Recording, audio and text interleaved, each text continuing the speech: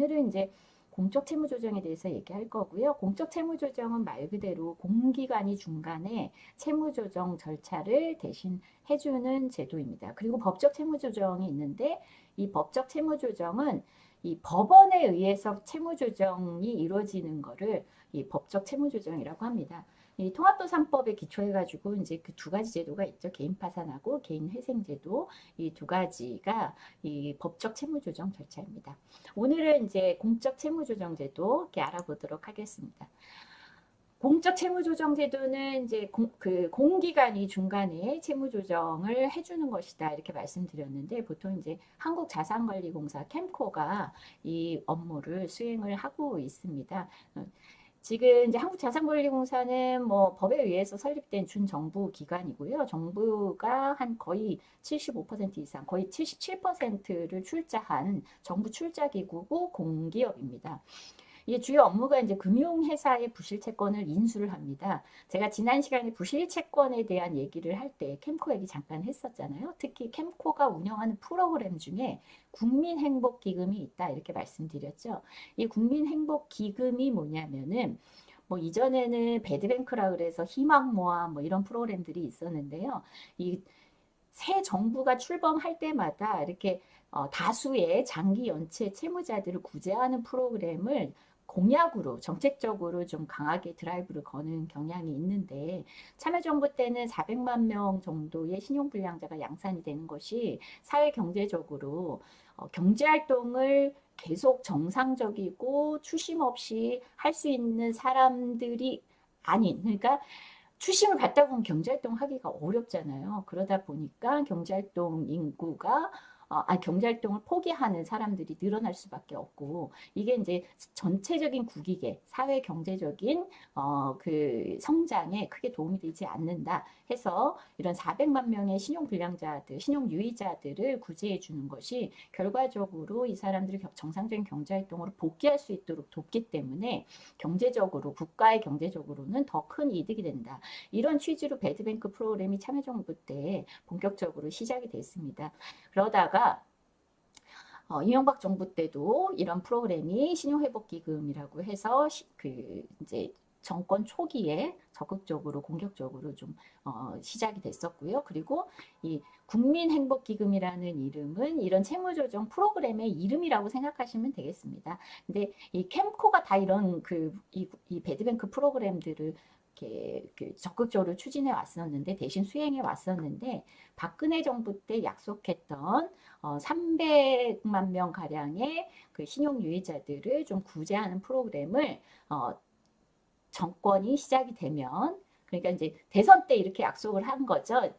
대선에서 이기게 되면은 박근혜 대통령이 돼서 이 캠코를 통해서 국민들의 행복기금이라는 이름으로 이 저신용자분들 그리고 신용유의자분들을 구제해드리겠다. 이런 식으로 약속해서 시작된 프로그램 이름이 국민행복기금입니다. 그래서 지난 시간에 국민행복기금에 대해서 부실채권 편에서 조금 설명을 드렸습니다. 이게 보니까 인수한다고 했잖아요. 금융회사의 부실채권을 인수한다. 국민행복기금도 결국은 뭐냐면 신용회복위원회처럼 이렇게 금융회사들이 협약을 맺고 있고 채무자가 제가 빚을 갚기가 어려워요 이렇게 신청을 하면은 신용회복위원회 담당자가 그 채무자가 갖고 있는 빚에 금융회사들에 각각 그 통보를 해서 채무조정 신청이 들어왔다. 신용회복 신청이 들어왔다. 당신 동의할 거냐? 해서 중간에 이렇게 채무조정 절차를 대신 수행해주는 역할을 하는 게 이제 신용회복위원회라고 생각하시면 되는데 한국자산관리공사는 그렇게 중간자 역할을 하는 게 아니고요. 아예 금융회사들이 갖고 있는 부실 채권을 직접 매입을 합니다. 매입을 해서 직접 채권자가 되는 거죠. 제가 부실채권 편에서 말씀드렸지만 금융회사들은 3개월 이상 연체된 채권을 보유하고 있게 되면은 금융회사의 은행 건전성, 뭐 카드사 건전성에 이 정부에서 권고하는 기준치를 넘어서기 때문에 그러면 불이익이 있다 이렇게 말씀드렸죠. 그래서 이 부실채권을 그냥 보유하고 있으면 안 되기 때문에 어떻게 한다고 말씀드렸죠? 네. 손실 처리한다. 이게 이제 상각 처리한다. 이렇게 말씀드렸죠.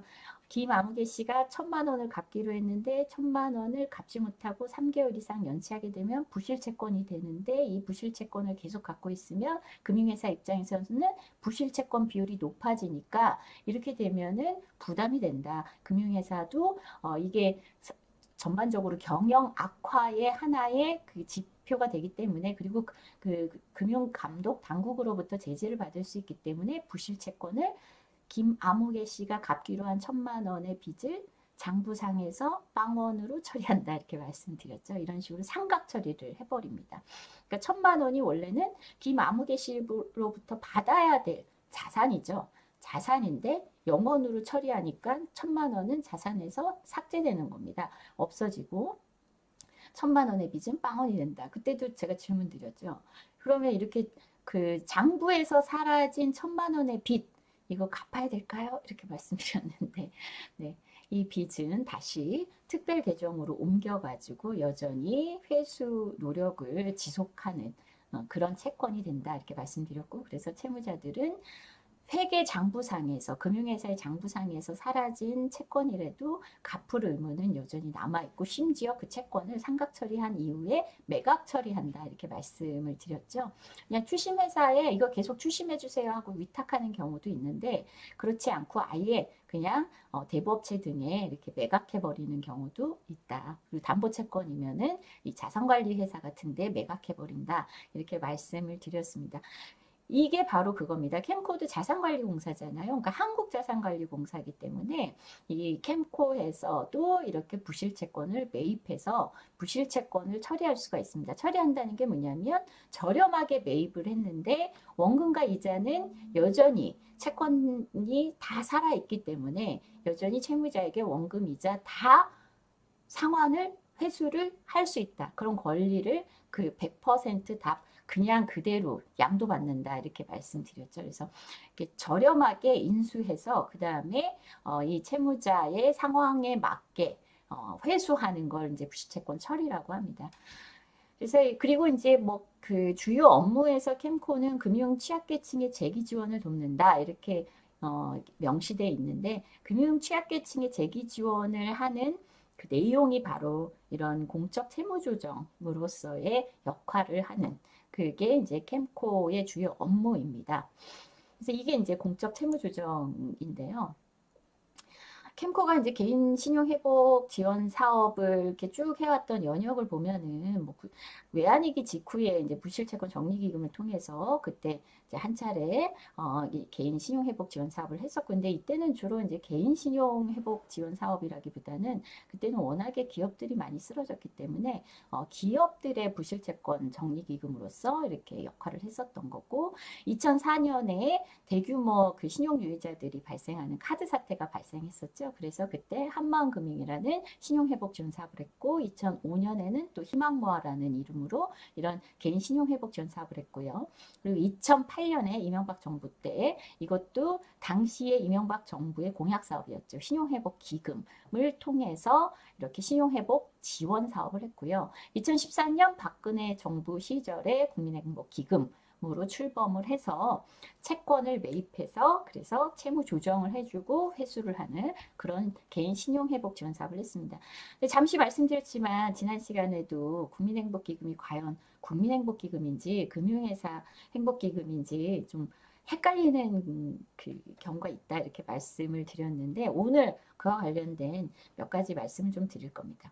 그리고 우리 정부 들어서서 문재인 정부 시절에 장기소액 연체자 지원재단까지 만들어서 장기소액 연체자의 경우 1,000만 원 이하의 장기죠. 소액. 장기 소액. 그러니까 연체 기간이 장기라는 겁니다. 그리고 채무 금액은 소액이라는 거예요. 이런 연체자에 대해서 지원재단을 만들어서 아예 상환 의무를 소멸시켜주는 채권을 아예 소멸시켜버리는 그런 사업을 문재인 정부 때는 좀 했었고요. 그리고 2022년 이제 우리 윤석열 정부 현 정부는 소상공인하고 자영업자 대상으로 새 출발 기금을 출범시켜서 소상공인 자영업자들의 채무를 조정해 주겠다. 그래서 개인 신용회복 지원 사업 이렇게 정권 때마다 사실은 이렇게 이름만 바뀌었지 하는 사업은 거의 비슷합니다. 내용은 비슷합니다. 이제 단지 참여정부 때나 우리 문재인 정부 때는 조금 더 이제 적극적으로 채무 조정을 해주거나 아니면 소각을 해주거나 채무자 우호적인 형태로 그리고 조금 신속하게 채무 조정을 지원해 준 것과 비교했을 때 이명박 정부 때부터는 특히 이 시절부터는 캠코가 이 사업을 수행하기는 하는데 캠코가 이 사업을 하면서 채무자들한테 연락하는 거는 캠코에서 직접 하는 게 아니고 추심을 전문으로 하는 회사에다가 이 신용회복 지원 사업을 위탁하게끔 한 겁니다. 그래서 이명박 정부 때 참 문제죠. 그래서 이때 명분은 그거였어요. 공기업 선진화 방안이라 그래서 공공기업, 그 공기업, 특히 공공기관, 공기업 등이 민간에서 하는 사업하고 중복되는 경우에는 민간에 사업을 넘겨야 된다. 이런 식으로 시장을 강조하고 시장에서 뭔가 이렇게 경제가 그 자율적으로 작동이 되도록 하는 것을 명분 삼아 그걸 명분 삼았죠. 그러면서 공기업들의 사업들을 대폭 축소하게 되는데 근데 생각해 보면은 이 캠코가 신용회복 사업을 했던 거는 추심하고는 다르지 않습니까? 신용회복 지원을 하겠다고 했던 거예요. 그러니까 회수를 하거나 전화를 해가지고 갚으라고 독촉하는 내용이 아니라 아유 이렇게 오랫동안 보니까 연체 중인 거 보니 상환이 어려우신가 봐요. 이런 취지로 상환이 가능한 수준으로 채무도 좀 줄여주고 그리고 그 상환 기간도 늘려주고 이자도 좀 줄여주고 이런 일을 하는 게 신용회복 사업이지 않습니까? 신용회복 사업인데 이거를 민간이 하는 추심 전문 회사가 하는 추심 사업하고 유사한 사업이다. 중복된 사업이다. 이렇게 보고 캠코가 하던 신용회복 사업을 민간에 위탁하도록 하게 한 겁니다. 그래서 이때부터는 결국 신용회복 사업이 추심 회사에 위탁되면서 겉모양은 신용회복 사업인데 내용은 추심 사업으로 변질되는 이런 문제가 발생하기 시작합니다. 그래서 이명박 정부 때부터 이게 채무자들을 구제하는 프로그램들이 나중에 이제 그 법적 채무조정과 관련된 얘기를 할 때도 말씀드릴 건데요. 굉장히 이게 금융회사 친화적이고 채무자들을 구제하는 프로그램이라고 막 광고는 해요. 광고하고 여기저기 우리가 이렇게 구제하고 있다. 막 그렇게 자화자찬은 하는데 알고 보면 내용은 보면은 가뜩이나 갚기 어려운 사람들한테 희망 고문하듯이 희망을 줄 것처럼 신용 회복해 줍니다. 했는데 내용은 추심을 하는 그런 프로그램으로 변질이 되기 시작합니다. 꼭 법적 채무조정도 마찬가지예요. 개인 회생과 개인 파산도 굉장히 장벽을 많이 높였습니다. 이거는 나중에 법적 채무조정할 때 좀 자세히 말씀드리겠습니다. 그래서 2008년부터 이런 신용회복기금, 국민행복기금 이렇게 그 다음에 최근에 만들어진 새출발기금 다 뭐냐면 회복 프로그램이라고 말은 하는데 내용상으로는 추심 프로그램으로 장기 소액 연체자들조차도 굉장히 이런 이 공적 채무조정 프로그램으로 도움을 받기보다는 오히려 추심을 당해서 너무 고통스럽다 이렇게 하소연하고 민원을 제기하는 경우들이 굉장히 많이 늘고 있습니다. 이게 뭐 이거는 조금 넘어갈게요. 그리고 이것도 좀 설명을 드렸고요. 그래서 이 채무 조정 프로그램을 통해서 이 회수를 이렇게 쭉 할 거 아닙니까? 근데 지난 시간에 제가 부실채권 편에서 말씀을 드렸지만 국민행복기금도 채권을 매입할 때 원래 채권 가격대로 사는 게 아니라고 말씀드렸죠. 평균적으로 얼마에 샀냐면요. 3.5%? 그러니까 결국 100만 원짜리 채권이면은 한 3만 5천 원? 이렇게 사는 겁니다. 굉장히 저렴하게 사죠. 근데 국민행복기금이 평균적으로 채무조정을 얼마를 해줬냐면 50% 해줬어요. 그러니까 100만 원을 빚진 장기 소액 연체자다. 그러면 이리 오세요. 우리가 채무조정 해드릴게요. 하고 100만 원에 50만 원은 갚으세요. 이렇게 채무조정을 해요. 그러면 이제 채무자들은 고맙다고 생각할지 모르지만 알고 보면 그거는 장기 소액 연체 채권이기 때문에 부실채권 시장에서도 가격이 헐값에 거래되고 있다. 그래서 국민행복기금도 그 채권을 살 때 사실 헐값에 샀다. 그게 평균 매입 가격이 3.7% 정도 됐던 것 같아요. 그러면은 100만 원짜리 3만 7천 원에 샀어요. 그럼 채무자 만나가지고 공적 채무조정 프로그램이고 공공기관이 중간에서 신용회복을 지원하려고 적극적으로 돕는다고 한다면 그러면 사실은 3만 7천 원에 샀으니까 지금 어떻게 상환 여력이 있으십니까? 이렇게 물어보고 들여다보고 아유 한 10만 원만 갚으세요. 이래도 되는 거 아닙니까? 근데 그거를 최대 50%까지만 채무 조정을 해줬다는 거예요. 그러니까 100만 원 중에 3만 7천 원 주고 산 채권을 50만 원 회수했으니까 얼마가 남습니까? 거의 46만 원이 남는 거예요. 이런 식으로 국민행복기금 통해서 신용회복 프로그램을 운영을 했는데 알고 보니까 이 프로그램을 통해서 캠코는 굉장히 많은 수익이 발생을 했다. 여기까지도 뭐 그럴 수 있다고 쳐요. 그래도 여전히 어쨌든 캠코를 통해서 이 채무자들이 장기적으로 빚을 못 갚아서 연체 중인 상태에서 벗어날 수 있다면 굉장히 큰 도움이 되는 프로그램이다 이렇게 얘기할 수 있겠죠. 문제는 뭐냐면 이렇게 해서 이익이 발생한 거를 국민들을 위해서 써야 되지 않습니까? 애초에 공공기관이 이 채권을 시장 가격에 맞춰서 산 거예요. 뭐 금융회사들이 공기관이라고 해서 더 저렴하게 팔지는 않았죠. 오히려 그때는 대규모로 캠코가 부실 채권을 매입했기 때문에 시장에서는 부실 채권 가격이 올라갔거든요. 그래서 되려 비싸게도 팔았습니다. 비싸게 팔았는데 그럼에도 불구하고 캠코가 공기관이다 보니까 개인정보도 많이 다량으로 확보하고 있고 또 이게 채무조정 프로그램이다. 신용회복 지원합니다. 이렇게 접근을 하니까 채무자들이 뭐 그 일반적인 대부업체들 채권을 사서 추심하는 추심회사들보다는 회수 실적이 높았겠죠. 회수 실적이 높으니까 이익이 많이 발생할 수밖에 없어요. 이익이 발생하면 이거는 캠코는 정부가 출자한 기구라고 말씀드렸잖아요. 정부가 출자한 기구면 세금이 투입이 된 거예요. 그 세금이 투입된 기구에서 심지어 물론 뭐 일부 채권을 사는데 들어간 돈을 이 금융회사들이 좀 이렇게 출자하는 방식으로 기금을 형성하기도 하는데 근데 어쨌든 이렇게 해서 그 채권을 샀단 말이에요. 근데 세금을 통해서 운영되는 공기업에서 이런 신용회복 프로그램을 운영하면서 이익이 발생했는데 이 이익을 국민들을 위해서 쓰는 게 아니라 오히려 금융회사에 배당을 했다는 겁니다. 그래서 제가 그때 국회에 있을 때도 아니 주식회사 국민행복기금 근데 심지어 이거를 배당을 조금 용이하게 하기 위해서 주식회사 형태로 별도의 페이퍼 컴퍼니로 만들어서 국민행복기금을 운영을 한 거죠. 캠코에서 그렇게 운영을 하고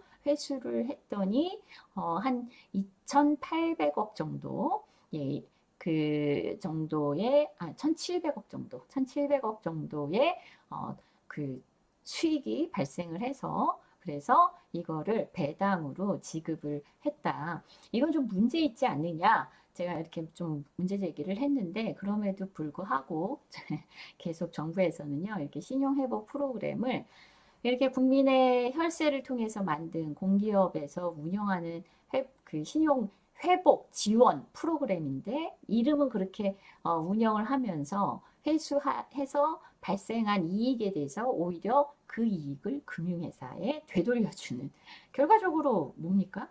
결과적으로는 이 국민행복기금이 그러니까 캠코가 금융회사들의 추심기관 역할을 중간 추심기관 역할을 자처하고 있는 거죠.